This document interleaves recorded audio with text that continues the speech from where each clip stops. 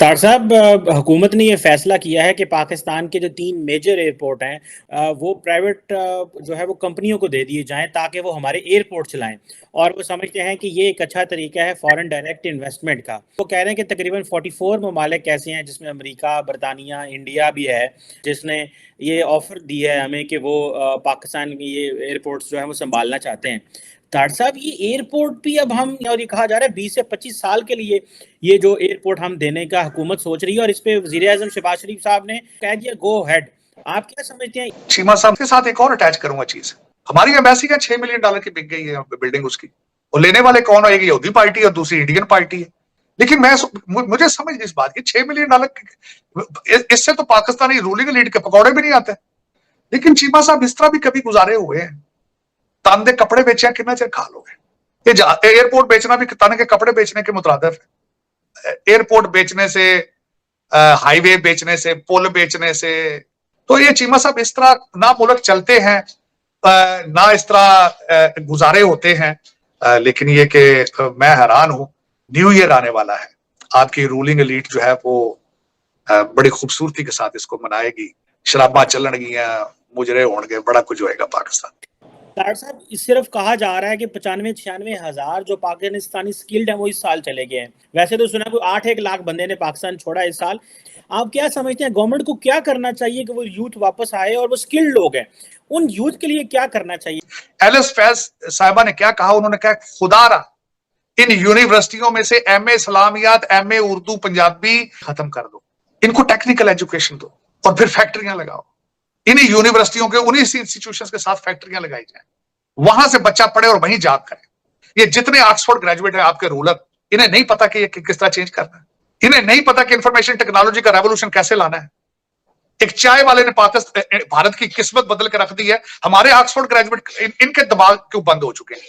सबको पता है किस तरह चेंज हो सकती, तो दर हकीकत पता सबको है। चीमा साहब, आपकी रूलिंग एलीट सारी बार की पड़ी है, लेकिन करेगा नहीं, करते नहीं ना। मैं भुट्टो से लेकर मिस्टर हैंडसम तक से सारे हार्वर्ड और ऑक्सफोर्ड ग्रेजुएट हैं। ये खोखले लोग हैं, सबके बच्चे बाहर हैं। लोगों के बच्चों को कहते हैं कि ये सियासत नहीं जहाद है। अपने बच्चे आपके 4 दिन नहीं रुके पाकिस्तान में। आपने माइंड बना लिया है तबाही का। आपने 76 साल मेहनत की है कि पाकिस्तान को खत्म किस तरह करना है। पहली बार ये हुआ है कि जो कमर्शियल बैंक है उनमें ज्यादा पैसा पड़ा है, और जो उनमें ज्यादा डॉलर हैं, और जो स्टेट बैंक है उसके पास कम है। तो ये बड़ा एक मसला क्रिएट हो गया है कि भाई वो कैसे, और मिनी बजट के लिए तो लोग तैयार नहीं है।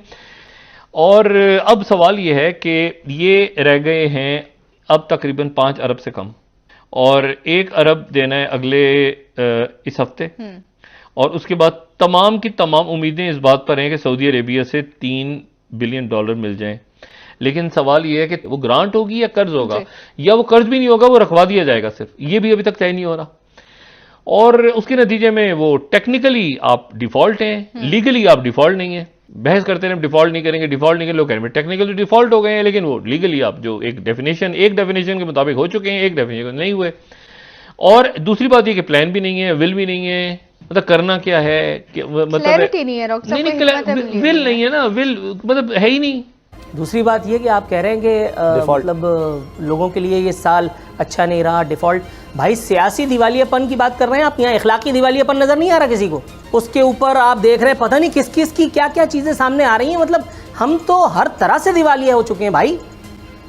सियासी दिवालियापन की जो आप बात कर रहे हैं, माशी दिवालियापन की जो आप बात कर रहे हैं, हम हर तरह से हम दीवाने हैं और दिवालियापन का शिकार हैं, और ये सूरत हाल बिल्कुल वैसी रहेगी। मैं तंग आ चुका हूँ लिटरली ये बात प्रोग्राम में कर करके। जब कहीं जाता हूँ लोग मुझसे ऐसे पूछते हैं जैसे मैं पाकिस्तान की तरक्की पे पैर रख के खड़ा हूँ, सर हालात कब ठीक होंगे? अबे मैंने पाकिस्तान के हालात खराब किए, लाइन में लग लग के तुम लोग ख्वार हो रहे हो, जूते खा रहे हो, जलील हो रहे हो। मैं तबर्रा कर करके थक गया हूँ, मगर कोई प्रेस क्लब पे आने के लिए तैयार नहीं है, और मुझसे पकड़ करके ऐसे पूछ रहे हैं जैसे मुझे वोट दिया था। घर में पानी नहीं आ रहा तो मेरे घर का दरवाजा खटखटा रहे हैं, खुदा के बंदो। आरिफिन भाई, शायद वो आपको कुछ सुनते हैं टेलीविजन पर, तुमको लगता है कोई तो है जो उनकी बात कर रहा है, और जो उनके अंदर एक दुख और तकलीफ है, आप उसका इजहार तो कर देते हैं, कम से कम ये तो उनको तसल्ली होती है। इसलिए शायद आपसे आकर पूछते हैं कि क्या बनेगा, कि मुल्क के हालात इस वक्त क्या हैं, अवाम के हालात क्या हैं, और हमारे हुक्मरानों के हालात क्या हैं, ये अहम सवाल। वो जो दावे करते थे कि 6 महीनों में सब ठीक कर देंगे, आज उन्हें यही समझ नहीं आ रही कि इतने पैसे कहाँ से लाएं। जब सनतें बंद करेंगे, ये बेजा पाबंदियां लगाएंगे, मुल्की खजाना खाली करके अपने खजाने भरते चले जाएंगे, तो फिर समझ कैसे आएगी? हमारे यहाँ मईशत के हालात आपके सामने हैं, मुल्क सफ़र कर रहा है खासतौर पर मईशत के मैदान में, लेकिन इनको वाकई शर्म नहीं आ रही कि इस टाइम पे जो आमने सामने आ गए हैं, जो मामलात हैं, क्या किया जा रहा है समझ नहीं आ रही। सबने अपनी अपनी जाती अना का मामला बनाया हुआ है। रियासत सबसे ऊपर होनी चाहिए, मुल्क सबसे ऊपर होना चाहिए, यहाँ पे अपने जाती मुफादात सबसे ऊपर है। तो आपको क्या समझ आ रही है इस पूरे मामले की? सबसे पहली बात तो ये है कि हुकूमत इस वक्त अटेंशन डाइवर्ट कर रही है कौम की, यानी 22 करोड़ आवाम को एक ट्रक की बत्ती के पीछे लगाया हुआ है कि उनको समझ ना आए कि उनके साथ क्या हो रही है। महंगाई, बेरोजगारी, हर चीज जो है ना कमाई की तरफ जा